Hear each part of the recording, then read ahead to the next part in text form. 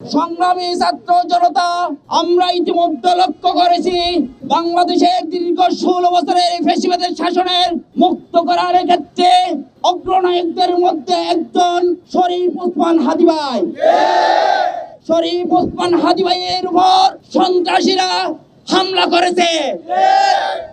আমরা অতীত ইতিহাস থেকে জানি বাংলাদেশ জামাত ইসলামের আমাদের শহীদ নেতৃবৃন্দের ফাঁসির মধ্য দিয়ে যেটা আমরা বুঝতে পারি, ভারতীয় আধিপত্যবাদের বিরুদ্ধে যারা কথা বলেছে, যারা ইসলামের পক্ষে কথা বলেছে, তাদেরকে ভারতীয়রা টার্গেটে পরিণত করেছে।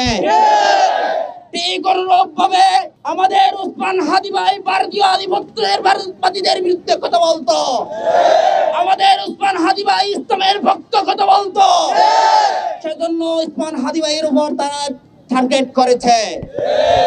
আমরা দীর্ঘ 16 বছরের ফ্যাসিবাদী শাসনের মুক্ত হওয়ার পর আমরা একটি নিরপেক্ষ সরকার ইন্টারিম গভর্নমেন্টকে আমরা ক্ষমতা দিয়েছিলাম, কিন্তু দীর্ঘ 17 মাস এই ইন্টারিম গভর্নমেন্ট প্রশাসনের কোনো উন্নতি ঘটাতে পারে নাই।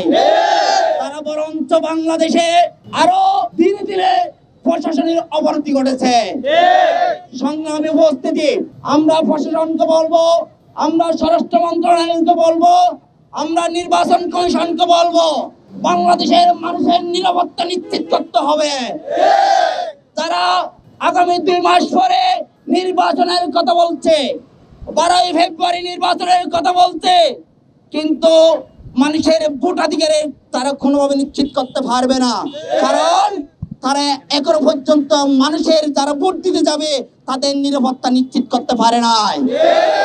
আজ আমরা বিক্ষুব্ধ সমাবেশ থেকে স্পষ্ট ভাষায় বলতে চাই, সন্ত্রাসীদেরকে বলতে চাই, তোমরা তো 16 জুলাই থেকে 5 আগস্ট পর্যন্ত আমাদের উপর গুলি চালিয়েছিলে, পুলিশের সাথে তোমরা গুলি নিয়ে আমাদেরকে হামলা করেছিলে, আমাদেরকে তোমরা স্তব্ধ করতে পারো নাই। তোমরা কি মনে করেছো এখন গুলি করে আমাদেরকে স্তব্ধ করতে পারবে? কখনো সম্ভব নয়, আমাদেরকে স্তব্ধ করতে পারবে না। এই প্রজন্মকে তোমরা স্তব্ধ করতে পারবে না।